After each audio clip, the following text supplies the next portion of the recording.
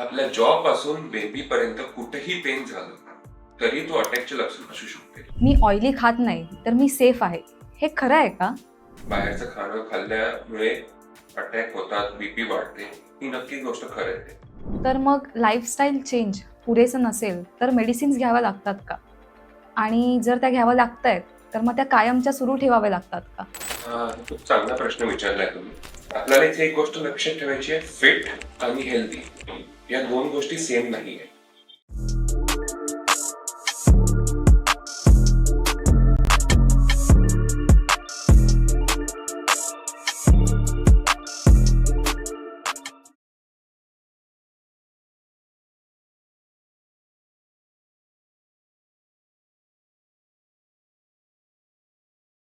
नमस्कार. Heart to हार्टमध्ये तुमच्या सर्वांचं पुन्हा एकदा स्वागत आहे. हा तो शो आहे जिथे आपण हृदयाशी निगडीत चर्चा तुमच्या सर्वांपर्यंत पोहोचवतो.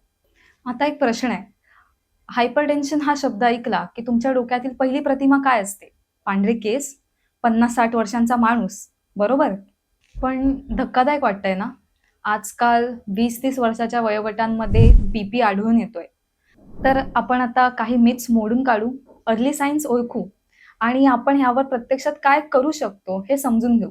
तर यावर मार्गदर्शन करण्यासाठी आपल्यासोबत आहेत डॉक्टर सजल चिद्दरवार, MD, DM cardiologist, Medicare multispecialist hospital, Pusad. तर डॉक्टर तुमचं खूप खूप स्वागत आहे. Thank you for the welcome. मला फार आनंद होतोय की आपण हा आज पॉडकास्ट करतोय एवढ्या महत्वाच्या टॉपिकवर.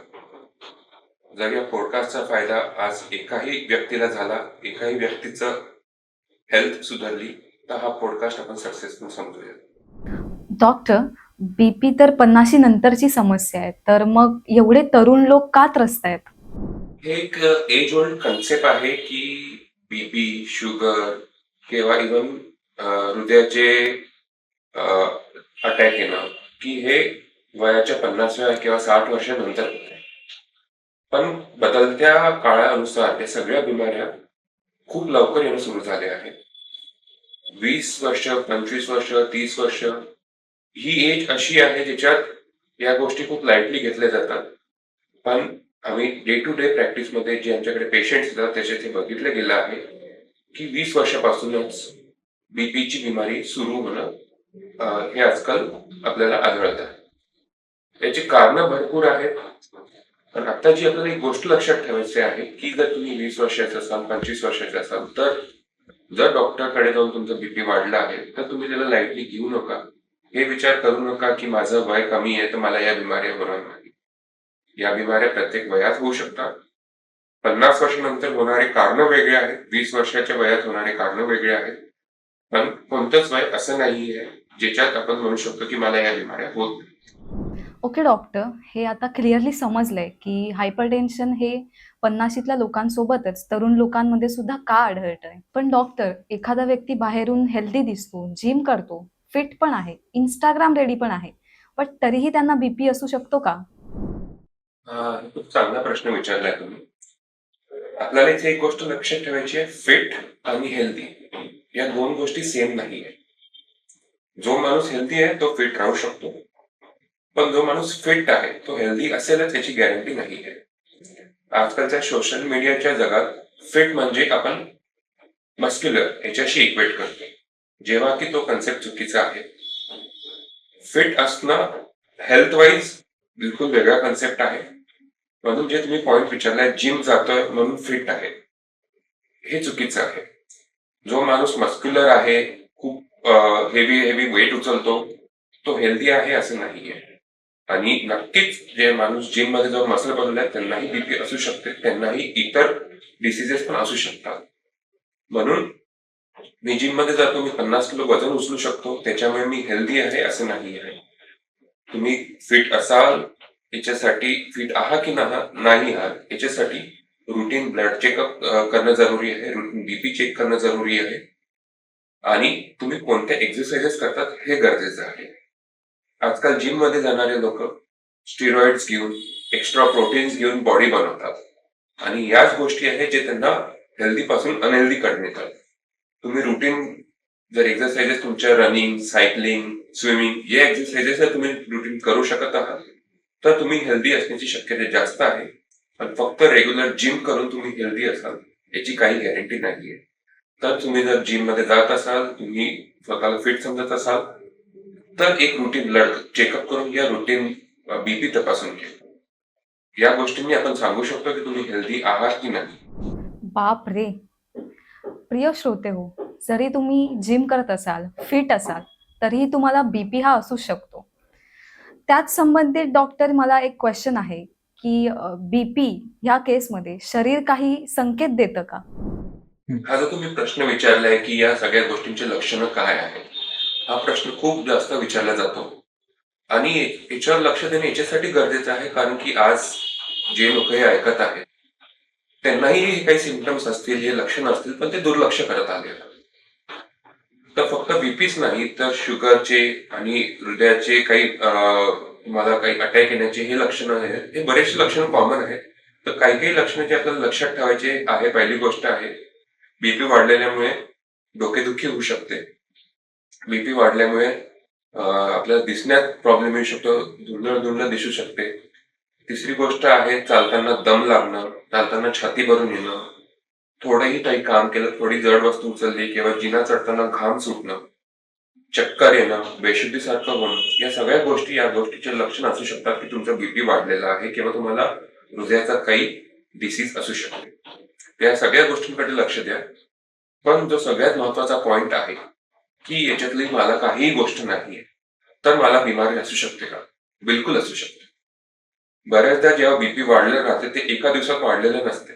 बीपी 120 ते 200 जायला वेळ लागतो आणि शरीराला त्याची सवय झालेली असते की आज 120 ची सवय, उद्या 130 ची सवय आहे. 200 बीपी वरही तुम्हाला वाटेल की तुम्हाला काहीच त्रास नाही. तुम्ही डॉक्टरांकडे जासाल आणि बीपी 200 असू शकते. याचा म्हणजे काही लक्षण नाही, याचा अर्थ असा नाहीये की तुम्हाला काही बिमारी नाही. तर रुटीनली वर्षातून 2 वर्षातून एकदा बीपी नक्की चेक करा. त्याच्यामुळे आणि जर काही लक्षणं असतील तर त्वरित आपल्या डॉक्टरांना भेटा. गुगलवर किंवा ऑनलाईन या लक्षणाचा सर्च करून घरी बसून ट्रीटमेंट करू नका. ट्रीटमेंट ही चुकीची होईल आणि लक्षणाचं जे तुम्हाला आजार सांगितलं जाईल ते चुकीचं आहे. ओके डॉक्टर, तुम्ही संकेत शरीर जे देतं ते खूप स्पष्ट आणि सोप्या पद्धतीने समजावून सांगितलेत. तर मग स्ट्रेस हा सुद्धा एक विलन वाटतोय, नाही का? हो, स्ट्रेस हा खूप महत्वाचा फॅक्टर आहे. स्ट्रेस खूप आधीपासून महत्वाचा फॅक्टर आला आहे. पण आधी स्ट्रेस हे 30-40 इयर्सच्या नंतर सुरू व्हायचं. आता तेच स्ट्रेस तुम्हाला स्कूलमधून सुरू होतं. कॉम्पिटिशन वाढली आहे त्याचा स्ट्रेस आहे. आपल्यासोबतचे लोक काय करतात त्याचा स्ट्रेस आहे. लोक काय म्हणतील याचा स्ट्रेस आहे. फॅमिली लाईफ डिस्टर्ब झाली त्याचा स्ट्रेस आहे. जी जीवनशैली आजकाल लोकांची आहे त्याचा पण स्ट्रेस आहे. एक्झॅक्टली म्हणजे आधी फिजिकल वर्कवाले जॉब जास्त होते, तेच जॉब आता डेस्क जॉब झाले. सकाळी उठल्यापासून रात्री काम संपोपर्यंत 10 ते 12 तासाचा जो जॉब आहे तो डेस्क जॉब आहे. त्याच्यात तुमच्या शरीराला एक्सरसाइज तर भेटत नाहीये, पण स्ट्रेस नक्कीच डबल ट्रिपल झाला. तुमच्या बॉसने एक काम सांगितलं त्याचा स्ट्रेस आहे. तर या सगळ्या गोष्टींमुळे स्ट्रेसमुळे तुमचा बीपी नक्कीच वाढू शकते. बीपी सोबतच बाकी पण आजार येण्याची शक्यता तेवढीच वाढते. जी 50-60च्या वर नंतर बिमाऱ्या होतात तर त्या आधीच आता 10 ते 20 वर्ष अगोदर होतात. तर स्ट्रेस मॅनेजमेंट खूप इम्पॉर्टंट आहे. तुमच्या रोजच्या टाइम मधून 20 मिनिटं, 25 मिनिटं, 1 तास जेवढं पण पॉसिबल आहे तेवढं काढून स्ट्रेस मॅनेजमेंटच्या ऍक्टिव्हिटीज करणं, जसं योगासन, मेडिटेशन किंवा काही एक्सरसाइज, हे फार महत्वाचं आहे. म्हणून जर तुमची लाईफ स्ट्रेसफुल असेल तर स्ट्रेस कमी करा. त्याच्यामुळे मॅक्सिमम बिमाऱ्या होण्याचे चान्सेस खूप कमी होतात आणि तुम्हालाच हा फरक जाणवेल. स्ट्रेस मॅनेजमेंटसाठी जर आपण एक्सरसाइज करत असाल तर 20-25 मिनिटाच्या रोजच्या एक्सरसाइजने तुम्हाला जाणवेल की तुमच्या बॉडीमध्ये डोपामिन नावाचं हॉर्मोन सिक्रेट होतं. त्याने तुमचं ऍटिट्यूड चेंज होतो, पॉझिटिव्ह ऍटिट्यूड येतो आणि स्ट्रेसफुल एन्व्हायरमेंट मधून बाहेर आल्यावर तुम्हाला ज्या बीपी 20 ते 30 असंच कमी होतो. त्याच्यामुळे भरपूर लोकांना जेव्हा बीपी वाढलेलं राहते तेव्हा आम्ही फर्स्ट मॅनेजमेंट सांगतो की लाईफस्टाईल इम्प्रूव्ह करा. त्याच्यात स्ट्रेस मॅनेजमेंट हा खूप महत्वाचा पार्ट आहे. ओके डॉक्टर, आयुष्यामध्ये आनंदी राहणं हे जास्ती गरजेचं आहे बीपी कमी करण्यासाठी. तर मग तुम्ही आपल्या श्रोत्यांसाठी एक खऱ्या आयुष्यातलं उदाहरण देऊ शकता का, की जे त्यांच्यासाठी फायद्याचं ठरेल? रिअल लाईफ एक्झाम्पल म्हणजे मागच्या सोमवारची गोष्ट आहे. माझ्या ओपीडी मध्ये एक 22 वर्षाचा मुलगा चालत आला आणि त्याने मला म्हटलं की सर माझी इथे छाती दुखत आहे. छाती दुखत आहे त्याला त्यांनी लाईटली घेतलं होतं, पण छाती दुखणं वाढलं म्हणून तो माझ्याकडे आला. त्याचा मी लगेच ईसीजी केला. ईसीजी केला तर त्याला हृदयाचा मोठा अटॅक आलेला आणि त्याच्यामुळे आपण त्याची तुरंत आपण सगळी ट्रीटमेंट सुरू केली. 2 दिवसानंतर पेशंट घरी गेले, व्यवस्थित होऊन घरी गेले. याच्या सांगण्याची महत्वाची गोष्ट अशी की अटॅक आला त्याच्यानंतर जेव्हा मी त्याला प्रश्न विचारले तेव्हा त्यांनी सांगितलं की सर मला मागच्या 1-2 महिन्यापासून चालताना दम लागत होता. त्याच्या आधीपासून थोडं डोकं दुखत होतं आणि अस्वस्थ वाटत होतं. तर मी असं रुटीन मध्ये माझ्या बाजूला एक प्रॅक्टिशनर आहे त्यांना दाखवलं. त्यांनी मला सांगितलं की माझा बीपी 170/100 आहे. ही महिन्या आधीची गोष्ट आहे. तर त्यांनी ती गोष्ट मनावर घेतली नाही, टाळून दिली की हे तर डॉक्टर जे सांगतात ते चुकीचं आहे. मी 22 वर्षाचा 23 वर्षाचा आहे, मला बीपी कसा असू शकतो. आणि तेच 1 महिन्यापूर्वी जर त्यांनी ही गोष्ट मनावर घेतली असती, बीपीचं ट्रीटमेंट सुरू केली असती तर त्याला हा अटॅक आला नसता. हृदयाचा अटॅक येणं त्याच्यात बीपी हे एक फार महत्वाचं कारण आहे. तर प्लीज या लक्षणाला टाळू नका. माझं वय कमी आहे म्हणून मला काही नाही आहे हे विचार करू नका. एक फार महत्वाची गोष्ट म्हणजे अशी आहे की मला छाती दुखत आहे तर हे ऍसिडिटीचा त्रास असू शकतो. बिलकुल बरोबर आहे. 100पैकी 90 लोकांना असंच असू शकते की बीपी जे छाती दुखत आहे म्हणजे ऍसिडिटी आहे. पण स्वतःच्या जीवाची काळजी घेण्यासाठी एकदा डॉक्टरांना भेटा, ईसीजी काढा. डॉक्टर जर म्हणेल की ईसीजी नॉर्मल आहे, तुम्हाला ऍसिडिटीचा त्रास आहे, तर नक्कीच निश्चितपणे तुम्ही ऍसिडिटीची गोळी घ्या. पण 100पैकी 90 हे केसेस झाले. पण 100पैकी 10 केसेस ज्यांना पुढच्या ट्रीटमेंटची गरज आहे, बीपी वाढल्यामुळे त्रास असू शकतो, हृदयाचा अटॅक असू शकतो, त्यांना हे आपण इथं टाइमली मेडिकेशन देऊन आणि टाइमली इंटरव्ह्यू करून पुढची होणारी हानी टाळू शकतो. म्हणून कोणताही वय असो, जर त्रास असेल, छाती दुखत असेल, दम लागत असेल तर आपल्या डॉक्टरांना संपर्क करा. तर मग डॉक्टर, लोक म्हणतात की मी ऑइली खात नाही तर मी सेफ आहे. हे खरं आहे का? ऑइली जेवण किंवा फास्ट फूड, बाहेरचं खाणं खाल्ल्यामुळे अटॅक होतात, बीपी वाढते, ही नक्की गोष्ट खरं आहे. पण या गोष्टी नाही केल्या म्हणून मी सेफ आहे हे रॉंग आहे. बीपी वाढण्याचं कारण ऑइली सबस्टन्स खाणं म्हणजे लिपिड प्रोफाईल जे आपलं आहे ते खराब होणं एक कारण नक्की असू शकते. दुसरे बाकी पण कारणं आहेत. जर तुमच्या घरात बाकीच्यांना सगळ्यांना बीपीची बिमारी असेल तर तुमचं हेरिडेटरी म्हणजे जन्मतः तुम्ही बीपी वाढण्यासाठी प्रोन आहात. तसंच बीपी वाढण्याची बाकीही कारण आहेत की तुमच्या किडनीच्या नसमध्ये जर काही रक्ताचा प्रवाह कमी असेल त्याच्यामुळे पण बीपी वाढू शकते. किंवा 100पैकी 90 ते 80% पेशंट असे असतात ज्यांना बीपी वाढण्याचं काही कारण भेटत नाही. म्हणून फक्त मी ऑइली फूड नाही खाल्लं आणि फास्ट फूड नाही खाल्लं म्हणून मी सेफ आहे हे अजम्पशन चुकीचं आहे. बाकी पण गोष्टी आहेत त्याचीही आपल्याला काळजी घेणं आहे. हो, पण नक्कीच ऑइली फूड कमी करणं, फास्ट फूड कमी करणं हे तुम्हाला हेल्पफुल राहील. Okay doctor. तर मग सर, आजकालच्या आयुष्यामध्ये आपण हे खूप बघतो की late night party, smoking, alcohol हे सगळं लोक खूप जास्ती प्रमाणात करतात. तर मग या सर्व गोष्टींचा काही प्रभाव पडू शकतो का? तर याच्यातला पहिला पॉईंट जे तुम्ही सांगितलं लेट नाईट पार्टीज. हम्म. लेट नाईट पार्टीजचं असं आहे की तुम्ही 20 वर्षापर्यंत 22 वर्षापर्यंत जेव्हा असता तेव्हा या गोष्टी खूप सहज आपण घेतो की मला काही होणार नाही. लेट नाईट 12, 1, 2, 4 वाजेपर्यंत जाऊ शकतो. पण जेव्हा तुमची स्लीप सायकल डिस्टर्ब होते, जो तुम्हाला 8 ते 9 तासाची रोजची झोप लागते ती डिस्टर्ब होते, तेव्हा तुमचा स्ट्रेस फॅक्टर वाढतो. स्ट्रेस फॅक्टर वाढला की पुन्हा या सगळ्या गोष्टी ज्या आपण आधी डिस्कस केल्या आहेत, बीपी वाढणं किंवा इतर काही आजार होणं हे फार कॉमन आहे. बरोबर सर. दुसरी गोष्ट जी तुम्ही सांगितली, ऑकेजनल स्मोकिंग करतो, ऑकेजनली ड्रिंक करतो.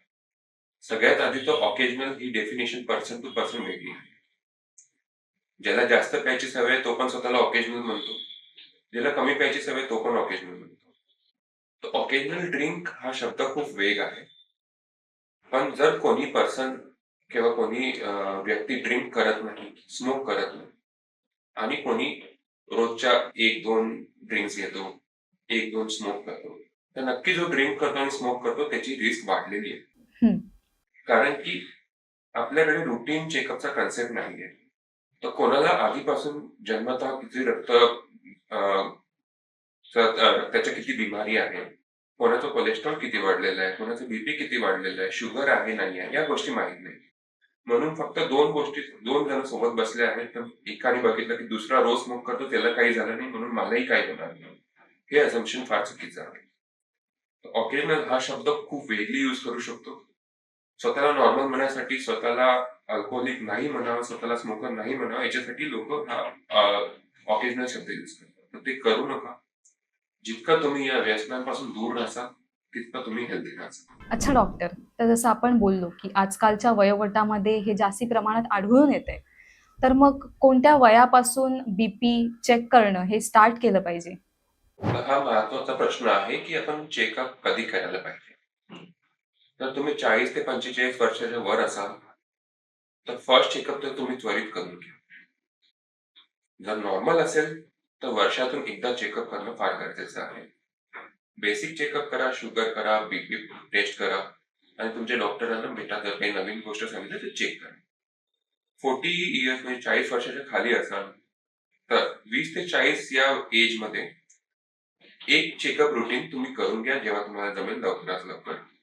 आणि ते जर का नॉर्मल असेल, ते काही प्रॉब्लेम नसेल, तर तुम्ही 2 वर्षात 3 वर्षात एकदा चेकअप करू शकता. आणि त्याच्यात काही जर काही प्रॉब्लेम असेल तर तुमच्या डॉक्टरच्या हिशोबाने जसे डॉक्टर सांगतील की चेकअप करायला पाहिजे तसं करा. युजली जर तुम्हाला काही प्रॉब्लेम नाहीये तर तुम्ही 2 ते 3 वर्षात एकदा चेकअप करू शकता. आणि एकदा 40 किंवा 45 वयाच्या वर गेल्यावर वर्षाला एकदा चेकअप करणं फार गरजेचं आहे. अगदी बरोबर डॉक्टर. तर मग बीपी टेस्ट ही डेली चेकलिस्टमध्ये ऍड करायला काहीच हरकत नाहीये. म्हणजे 1 मिनिटाची टेस्ट सुद्धा आयुष्य वाचवू शकतं. तर मग स्क्रीन्स किंवा फोन टाईम हे ह्या गोष्टींचा सुद्धा परिणाम होऊ शकतो का? फोन आणि स्क्रीन टाइम हा एक महत्वाचा फॅक्टर याच्यासाठी आहे कारण की फर्स्ट जे डायरेक्ट इफेक्ट आहे की तुम्ही जर फोनवर बसले, तुम्ही इंस्टाग्राम उघडून बसले, युट्यूब उघडून बसले, 1 तास, 1.5 तास, 2 तास कुठं जातील तुम्हाला माहित नाही. म्हणजे त्या 2 तासात तुम्ही फिजिकल ऍक्टिव्हिटी झिरो केली आहे.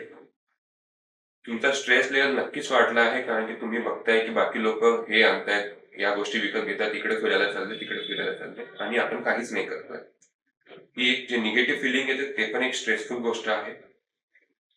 दुसरी गोष्ट आहे की तुम्हाला कंटिन्युअस स्क्रीन वापरल्यामुळे जो स्ट्रेस होतो, डोळ्यांवर स्ट्रेस होतो, तो पण महत्वाचा फॅक्टर आहे.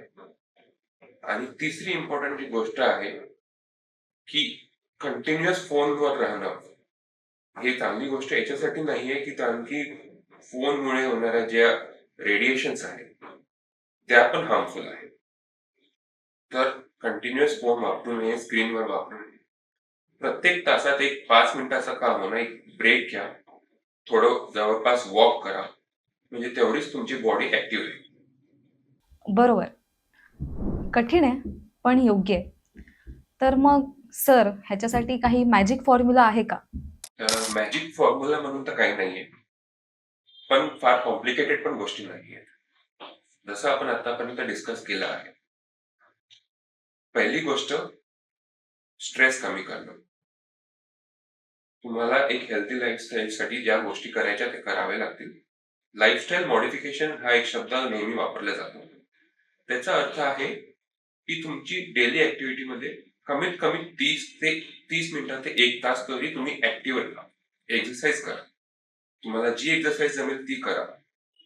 माझ्याकडे एक्सरसाइजचे फॅसिलिटी अवेलेबल नाही म्हणून मी करत नाही, हा एक रिझन झाला. तुम्ही घरातल्या घरात वॉक करा, बाहेर जाऊन जॉगिंग करू शकता, योगासन करू शकता, या सगळ्या गोष्टी युजफुल. नेक्स्ट पॉइंट जो आहे तो आहे हेल्दी फूड. आपल्या घरात ज्या गोष्टी बनतात त्या रुटीनली खा. फास्ट फूड खाऊ नका, जास्त ऑइली खाऊ नका आणि एक बॅलन्स डाएट घेणं गरजेचं आहे.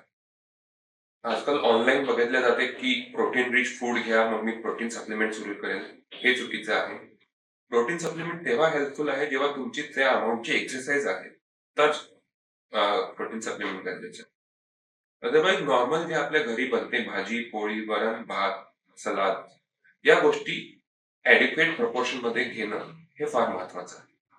आपल्याला आधीपासून आपले आई वडील आजी आजोबा सांगत आले आहे की सगळ्या गोष्टी नियमितपणे खा, हिरव्या भाज्या घ्या. हे तेवढंच आजही इम्पॉर्टंट आहे, कारण की हेल्दी लाईफस्टाईल साठी हेल्दी डाएट फार महत्वाचं आहे. तिसरी गोष्ट जी आहे ती आहे, जर तुम्हाला काही बिमारी असेल, बीपी असेल, तर हे डोक्यात घेऊन नका बसू की आता मला बीपी सुरू झालाय, आता माझं आयुष्य संपलं. बीपी ही खूप ट्रीटेबल गोष्ट आहे. आज मार्केटमध्ये कमीत कमी 15 ते 20-30 प्रकारच्या गोळ्या अवेलेबल आहेत, ज्यांनी आपण बीपी कमी करू शकतो. जितक्या लवकर तुम्ही बीपीची ट्रीटमेंट सुरू कराल, तेवढं तुमच्या शरीराला युजफुल आहे. तर बीपी असल्यावरही जर तुमचं बीपीच्या गोळ्या घेतल्याने बीपी कंट्रोलमध्ये आहे, तर तुमची रिस्क तेवढीच कमी आहे. तर या 3-4 गोष्टी आहेत ज्या आपण करू शकतो. सांगायला खूप सोपं आहे, पण आपल्यापैकी 100 90 लोक आहेत जे रुटीन एक्सरसाइज करत नाही. तर मॅजिक फॉर्म्युलाच्या मागे जाऊ नका, रुटीन गोष्टी व्यवस्थित करा. छान. तर मग move, meal, manage and monitor. It's very easy to remember. Doctor, तर मग तुम्ही आपल्या तरुणांसाठी काही सल्ला देऊ शकता का? तर माझा एक शेवटचा मेसेज मी असं सांगू शकतो, इंग्लिशमध्ये म्हणतात हेल्थ इज वेल्थ, म्हणजे आरोग्य ही संपत्ती आहे. तर आपल्या आरोग्याचं काळजी घ्या. वेल्थ क्रिएट करण्याच्या मागे आरोग्य खराब करणं हे फार चुकीची गोष्ट आहे. जशा मी वरच्या काही गोष्टी सांगितल्या आहेत की आपण या बीपी ना व्हावं याच्यासाठी काय गोष्टी करू शकतो, त्याची नोंद घ्यावी आणि रुटीन चेकअप करा. खूप सुंदर संदेश डॉक्टर. खूप खूप धन्यवाद. तर लक्षात ठेवा, बीपी ही पांढऱ्या केसांची समस्या राहिली नसून ती आजकाल तरुणांमध्ये सुद्धा आढळते. तर बीपी चेकअप लवकर सुरू करा, सातत्य ठेवा. आमचा पुढचा एपिसोड अजिबात चुकवू नका. Diabetic hypertension the double trouble. तोपर्यंत वेळेवर झोपा, चालत राहा आणि तुमच्या प्रेशरची नक्कीच काळजी घ्या. लाईक करा, शेअर करा आणि आवर्जून सबस्क्राईब करा.